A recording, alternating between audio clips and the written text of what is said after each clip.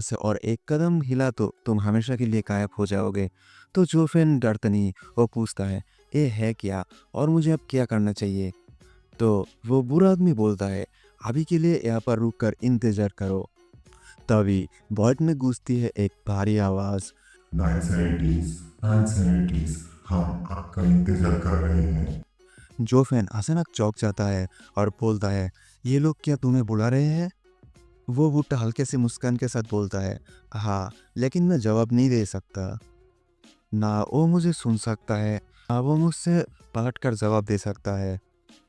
फिर वो बोलता है, मैं एक वादा किया था, लेकिन मैं उसको नहीं पूरा कर पाया, इसलिए मैं वापस नहीं जा सकता। फिर वो वॉइड का एक कोने में इशारा करता है, बस यहीं से निकलने का एक ही रास्ता है और वह से एक ही स्पीड जा सकता है। और याद रख, जो स्पीड यहाँ से अंदर जाएगा वो कभी भी बाहर नहीं निकल पाएगा। इतना सुनते ही जोफेन का सोल बिना सोच से समझे उस इंटर के तरफ आगे बढ़ता है। तो ये देखकर वो बुट्टा थोड़ा सा घबरा जाता है। रुको, ये बुट्टा अभी भी वापस जाना चाहता है, लेकिन मैं यहाँ से आगे नहीं बढ़ सकता। फिर जोफेन ना रुकता है ना पलटता है, वो सीधा आगे चलता जाता है। बुट्टा चौंक कर चिल्लाता है, अबे ओए, क्या कर रहा है तू? मैंने मना किया था ना वहाँ जाने से। फिर जोफेन पलट कर बोलता है, फिर और कोई रास्ता ही नहीं। तभी बुट्टा आखिरी बार आवाज देता है और बोलता है, रुको, जाने से पहले मेरा एक सवाल का जवाब देकर जाओ, तुम हो कौन? तो ये सुनकर जोफेन वही रुक जाता है। फिर वो बुट्टा बोलता है, तुम मुझसे वादा करो, तुम मेरा इस सवाल का जवाब दे बिना आगे नहीं बढ़ोगे। फिर जोफेन खुद को देखने लगता है और मन में बुदबुदाता है, हाँ, मैं हूँ कौन? सही बोला तुमने, आखिरकार मैं हूँ कौन? और तभी पुट्टे का चेहरे का रंग उड़ जाता है। वो खुद से ही बोलता है, नहीं, ये नहीं हो सकता। इसके सोल पूरी तरह कमजोर हो चुकी है, ये पूरा डिस्ट्रैक्शन के करीब है। यहाँ तक इसका अपना नाम तक भी याद नहीं। सब खत्म हो गया, सब कुछ, मैंने सबको निराश कर दिया। अब ऐसे पीछे हटने का कोई रास्ता नहीं। इधर से जोफेन का सोल भी टूट चुकी है। मुझे कुछ याद क्यों नहीं आ रहा, मैं आखिर हूँ कौन? और तभी उस वॉइड के अंदर गोल्डन एनर्जी फट पड़ता है। जैसे ही वो गोल्डन एनर्जी अंदर आता है, जोफेन का सोल तड़पने लगता है। और तभी उसके माथे पर हजूरे ब्लू फ्लेम दिखाई देता है। फिर वो फ्लेम गोल्डन एनर्जी से टकराता है और फिर जोफेन का पूरा बॉडी को कवर कर लेता है। फिर जोफेन चीखता है और बोलता है, मैं हूँ कौन, मैं हूँ कौन? धीरे धीरे रेड सोल वापस से जोफेन का शेप लेने लगता है। और फिर जैसे ही वो ब्लू फ्लेम अपना काम पूरा करता है, जोफेन का यादस फिर से वापस आ जाता है। फिर जोफेन आंखें खोलकर दहाड़ता है और बोलता है, मैं हूँ जोफेन, द डेमोनिक एम्परर। उसी पल वो गोल्डन एनर्जी एक नया रास्ता बना देता है। जोफेन पीछे देखता है तो वो बूटा धीरे धीरे गायब होने लगता है। तो जोफेन पूछता है, आखिर तुम हो कौन? फिर वो बूटा मुस्कुरा कर बोलता है, हम फिर मिलेंगे, या तो मौत के कगार पर या फिर दाव के हासिल करने के बाद। आप ऐसे सीन काट हो जाता है और ऐसे गोल्डन ड्रैगन को दिखाया जाता है। जोफेन का बॉडी पूरी तरह कवर है और धीरे धीरे वो गोल्डन फ्लेम जोफेन एब्जॉर्ब कर रहा था। और फिर फ्लेम के बीच से दो पैर बाहर आता है। और हाँ भाई, हमारा हीरो वापस आ चुका है। जोफेन गोल्डन एनर्जी को अनलिस्ट कर रहा है। आंखें खुलते ही गोल्डन ड्रैगन का आंखें चमक उठता है। उसकी स्किल्स, उसके हार्डनिंग पर सब कुछ पूरा अपग्रेड हो चुका है।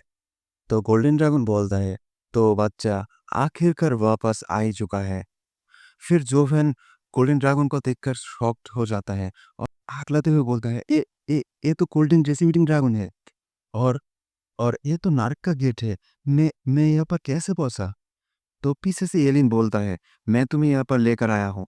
तुम्हारे बॉडी और सोल दोनों ही ठंडे पड़ चुकी थी। सिर्फ मेरा मास्टर ही तुम्हें बचा सकता था।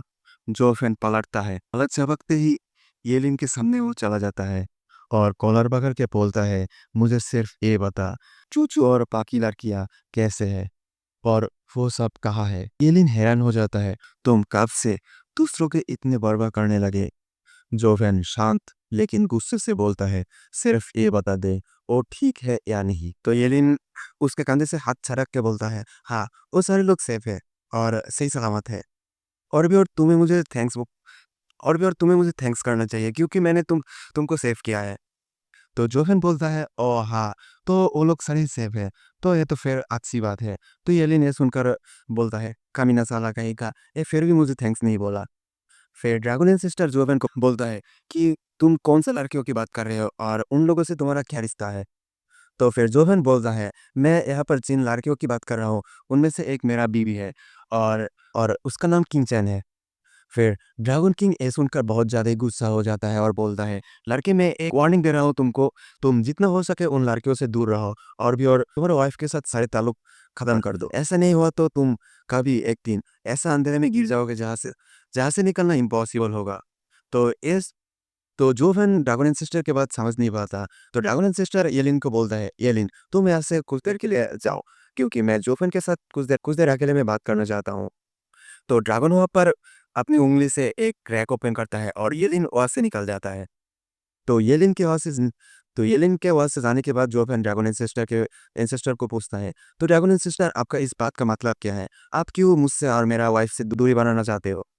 फिर ड्रैगन एंसेस्टर बोलता है, हाँ ज़रूर, मैं तुम्हारे सारे जवाब का जवाब दूँगा। फिर पहले तुम ये बताओ, तुम असल में हो कौन? और तुम कहाँ से आए हो? तुम्हारे असली परिचय क्या है? तुम आखिर कौन हो? तुम्हारे पास इतना सारे इनहेरिटेंस कैसे आया? और ड्रैगन वहाँ पर जोर से दहाड़ता है और बोलता है, झूठ बोलोगे तो यहाँ पर मारा जाओगे। तो ये सब देखकर जोफेन भी घबरा जाता है और मन में बोलता है, मुझे नहीं लगता मैं यहाँ पर झूठ बोल सकता हूँ और इस ड्रैगन के साथ कोई भी ट्रिक खेल सकता हूँ। तो मुझे यहाँ पर सारी की सारी सच बता देना चाहिए। ऐसे भी मास्टर कुनपेंग को सारी की सारी सच पता है, तो और एक सेक्रेट बीस्ट को पता चला तो क्या ही हो जाएगा। फिर जोफेन ड्रैगन को सारी की सारी सच बता देता है। बोलता है, मैं कभी एक ड्रीमन एम्परर हुआ करता था और 10 सवरिंग मिलकर मुझे मार दिया और मैं यहाँ पर इस बॉडी में रीइंकार्नेट करा। तो यहाँ पर ड्रैगन बोलता है, हाँ, अब मुझे थोड़ा-थोड़ा सा समझ में आ रहा है, तुम्हारे पास वो बुक क्यों है? मैंने सुना था 970 एम्परर के पास एक बुक थी, जो जिस बुक पर सारी की सारी मार्शल आर्ट की स्किल लिखा था। तो उस बुक की मदद से तुम ये सारी चीज़ कर पाए और इस बुक के मदद से भी तुम 3 सीक्रेट बीस्ट का पावर इनहेरिटेंस कर पाया और अब मेरा पावर भी इनहेरिटेंस कर पाया। लेकिन लड़का तुम जितना ही खास हो, मुझे नहीं लगता तुम आगे और बार और जा सकते हो क्योंकि तुम यहाँ पर फेल होने वाले हो। लड़के तुम्हें क्या पता है तुम्हारी सारी ज़िंदगी अब से इस तरह डिस्पेयर और फेयर में बीतने वाली है। क्या तुम मेरी बात समझ सकते हो? क्या तुम मेरे बात समझ रहे हो मैं क्या बोल रहा हूँ? मुझे नहीं लगता तुम मेरे बात समझ रहे हो। और किस्मत में आगे जाकर दुःख और डिस्पेयर लिखा हुआ है। फिर जोवन ड्रैगन एंसेस्टर को बोलता है, क्या आप मुझे ये साफ-साफ बोल सकते हो आप असल में क्या बोलना चाह रहे हो? तो यहाँ पर ड्रैगन सिस्टर बोलता है, हाँ, तो ये बताने के लिए मुझे थोड़ा-सा पीछे जाना होगा। तो यहाँ पर हम कुछ पास्ट का सीन देखते हैं। जब ड्रैगन सिस्टर बोलता है, बहुत-बहुत अरसा पहले, जहाँ तक इंसान भी नहीं हुआ था, धरती भी तभी बन रहा था, तब इस स्पेस में बहुत सारे मैटर होता है और वहाँ पर कुछ सेक्रेट पीस्ट होता था, उसमें से हम पास थे। और धीरे-धीरे से तब इंसान होने लगा और भी जानवर और भी जीव होने लगी थी। तब उस सब से हम लोग सबसे ताकतवर थे और हम पासों आपस में फाइट किया करते थे और डिसाइड करेंगे ऐसे फाइट करके कि हम इन पासों में कौन ज़्यादा स्ट्रॉन्ग है, कौन ज़्यादा शक्तिशाली है। तो यहाँ पर हम लोग पास फाइट करते रहते थे, लेकिन वहाँ पर कोई भी नहीं जीतता क्योंकि हमारे पावर आपस में एक ही थी। सबको पावर एक जैसा ही था, लेकिन हमारे एबिलिटी एक दूसरे से बहुत ज़्यादा अलग था और ये सब हम लोगों के लिए एक बैलेंस क्रिएट करता था। इसलिए हम पासों में कोई भी नहीं जीतता था।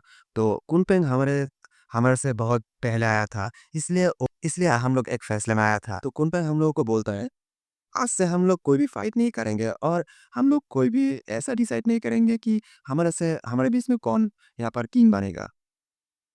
क्योंकि कुनपेंग हमारे से सबसे ज़्यादा होशियार थे और उसके फ्लेम हम लोगों को शांत कर दिया था। और ऐसे भी हम लोग यहाँ पर फाइट करते-करते बहुत सारे इंसानों को मार देता था और इंसानों को मारकर उसको हम लोग इंसानों को खा जाता था।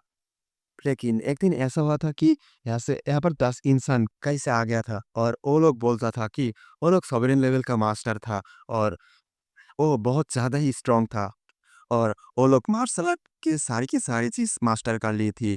इसलिए वो लोग सवरिंग लेवल पर आ चुका था और उन लोग इतना इतना पावरफुल था और उनमें से टॉप 3 जो बंदा था, वो इतना पावरफुल था कि उनमें से कोई भी हम लोगों को हारने के लिए काफ़ी था।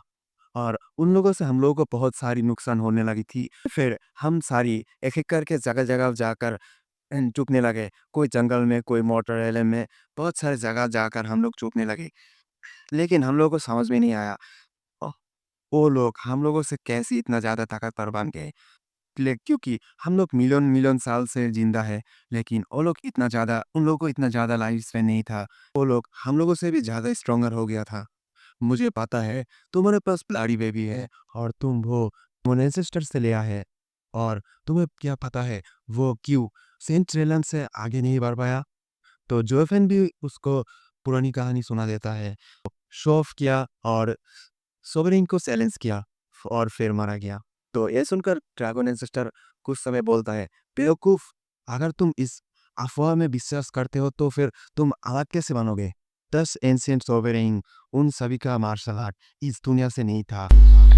अगर तुम उस रास्तों पर चलोगे तो सेंट्रलम से कभी भी आगे नहीं बढ़ पाओगे। 10 से ज़्यादा सोबरिंग हो नहीं सकता। तुमको खुद का कल्टीवेशन पाथ खोजना होगा। जो उन 10 से बिल्कुल अलग हो। तो ये सुनकर जोफेन को एक झटका लगता है। अभी तक कोई ब्रेक थ्रू नहीं किया?